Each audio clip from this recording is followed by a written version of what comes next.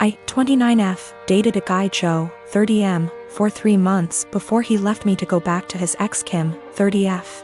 Right after we broke up I found out I was pregnant and now I'm at 24 weeks. I let him know and he was ecstatic. Turns out his girlfriend had fertility issues and would likely never be able to get pregnant naturally, and he has always wanted to be a father. Getting back together was out of the question for both of us, so he's still with his girlfriend. Joe was only allowed at the initial appointment because of COVID-19, and we found out I was having twins. According to Joe, when he told Kim, she had a mental breakdown about her infertility and wanted to talk to me. I met them at their house and Kim stated that she wanted to be involved in my pregnancy because she would eventually be the children's stepmother. She started telling me that I needed to do a home birth, that I needed to formula feed so that they could have the babies half of the week, that she wanted 1 boy and 1 girl, and that she wanted the kid to call her mama since they would be calling me mommy. I shut her down and said I would make the best choices for my children and my body and left. Kim continued to be overbearing and texting me every day about my eating habits, exercise habits, and ing about how her job wouldn't let her take maternity leave. At the virtual genetics counseling appointment, she attended instead of Joe and took over the whole meeting trying to talk about her family history, which wasn't relevant. When it came time for my 20-week level 2 scan, they allowed me 1 guest and Joe suggested I take Kim instead of him, which I refused to do. Joe did end up coming and he found out the gender because I wanted to keep it a surprise for me so we could throw a gender reveal party. I put a pregnancy announcement on my social media and then she put up an announcement saying they were expecting twins, the non-traditional way, and how blessed she was. I was irritated but I kept my mouth shut. Then she threw a gender reveal party and posted it on social media. I wasn't even invited. She also announced that she's having a baby shower. I commented on her posts and told her to stop treating me like a surrogate, that the kids weren't hers, and that Joe didn't have any claim or custody of the kids until they are born. I then called Joe and reiterated all of this and stated that I would not be seeing either of them until we went to family court, and that my mother would be my birthing partner. He and Kim and some of her friends and family are saying I'm an asshole, and her mother even called and insisted I give her one of my babies. Like, this is the Parent Trap? I'm definitely getting a lawyer ASAP. Y'all have scared the shit out of me, but I'm happy you did. We used condoms because I do not react well to hormonal birth control, and I had to wait to get a non-hormonal IUD because of other medical issues. The Thursday I posted this, I went to the police and they stated that there was nothing they could do because a crime hadn't been committed. In my state, orders of protection are criminal or family, so I was able to get one against Joe. On Friday, I did get a lawyer and they let me know in my state there was nothing I could do as far as custody before the babies are born. So I will be leaving my state soon to ensure that this isn't my baby's home state and I can't be charged with anything. Kim came to my job, damaged my car, and broke a bunch of office windows. I work with kids, so she was arrested for not just the criminal damage and trespassing but also child endangerment, so hopefully that works in my favor. Also, if Joe did it on purpose, I don't think Kim knew, because she was screaming at me about how I stole her life and everything I had was supposed to be hers. I have orders of protection against both Kim and Joe. I left the state anyway and Joe and Kim started harassing me again because there's no legal jurisdiction when you leave the state. But I have enough evidence that I was able to press charges in my current state as well and will be pursuing a restraining order here. My husband, Asian, and I, American, welcomed our firstborn 4 weeks ago. The baby is healthy, thank God, but I'm exhausted, haven't fixed my hair, barely able to shower and cannot sleep. My husband's family had been pressuring us to visit to meet the baby.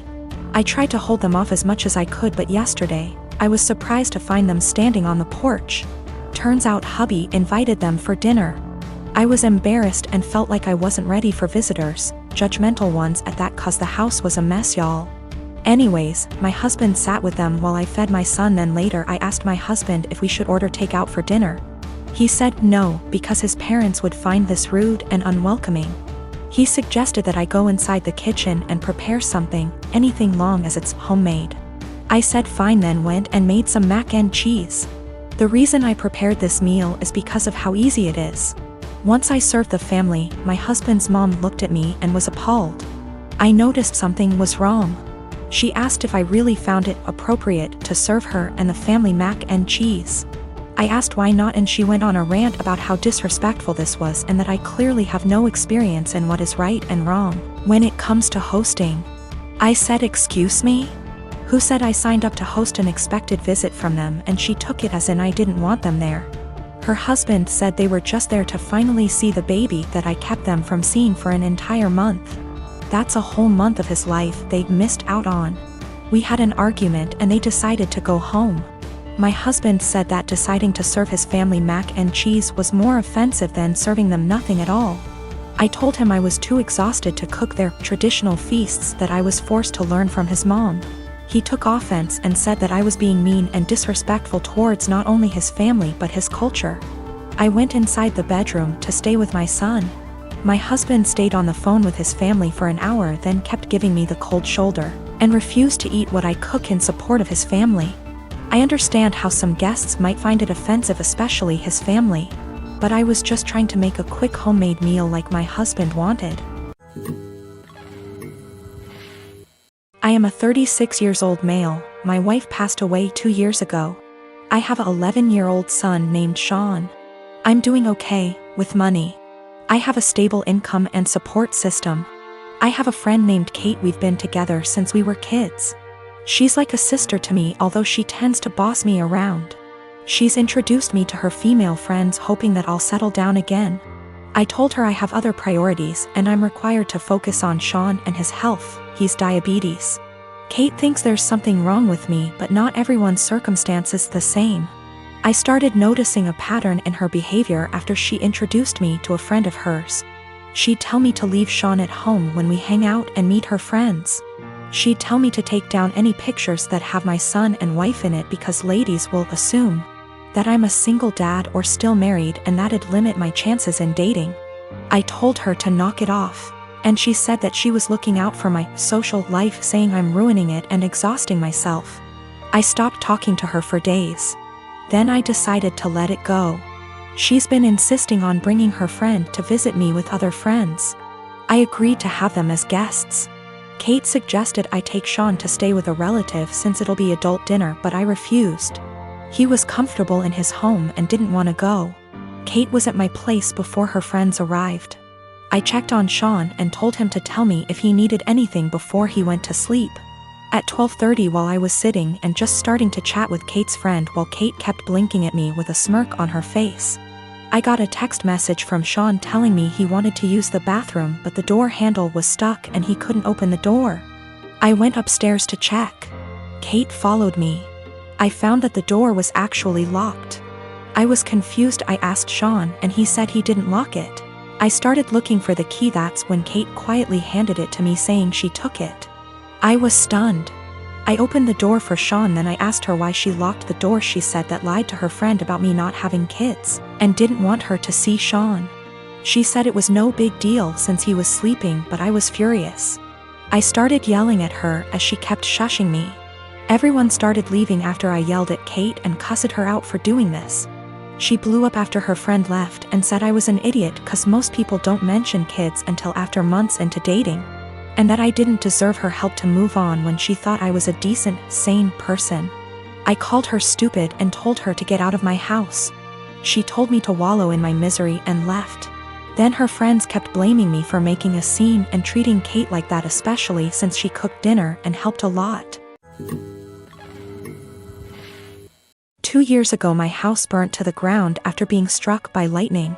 Thankfully it was during the day, so our 3 kids were at school and my husband and I were at work. We lost everything, but we were safe. It took almost 11 months for the insurance to pay out. The insurance covered 1 month worth of hotel stays, but after that we were made to fend for ourselves, and the only option we had was to move in with my SIL. She tells us we can have her spare room and her office space. Since she used neither of the rooms, and her stipulations was we needed to purchase all of our own food and pay her $100 a week. By week 3 all of that changed. She then decides we need to pay her $250 a week and we can only use 1 room. So all 5 of us were crammed into the smallest room she had. which was the size of a glorified closet space and didn't even fit a twin bed and a small dresser. So we lived out of trash bags and slept on the floor. For close to $1,000 a month some months, and still had to purchase all of our own food, despite her claiming my children on her food stamps. She also had no bills outside of her land tax, $450 a year, electric and heating oil, which she hardly ever filled. So we were essentially paying her so she could do leisure activities. It was the worst 8 months of my life. 3 months ago my grandmother decided that she wanted to go to assisted living after a fall and transferred the deed of her house to me, and basically said it was mine now. It is a 5-bedroom farmhouse. My boys insist on sharing a room, so we have 2 extra bedrooms. Well, my sister-in-law lost her house last month due to not paying her land tax for several years and asked if her and her stepdaughter could stay with us until they get enough money to move down south. I said sure, 1 bedroom, $800 a month, and you have to buy and cook all your food separately because my daughter is vegan. She looked at me like I had 10 heads and said that she and her stepdaughter should not be made to share a room when there are 2 extra rooms, and stated she cannot afford a rent of $800 while purchasing all of her own food on top of it. I said, neither could we, but we managed to cram 5 people into a glorified closet space while you were getting $1,000 and food stamps. Take it or leave it. She decided to leave.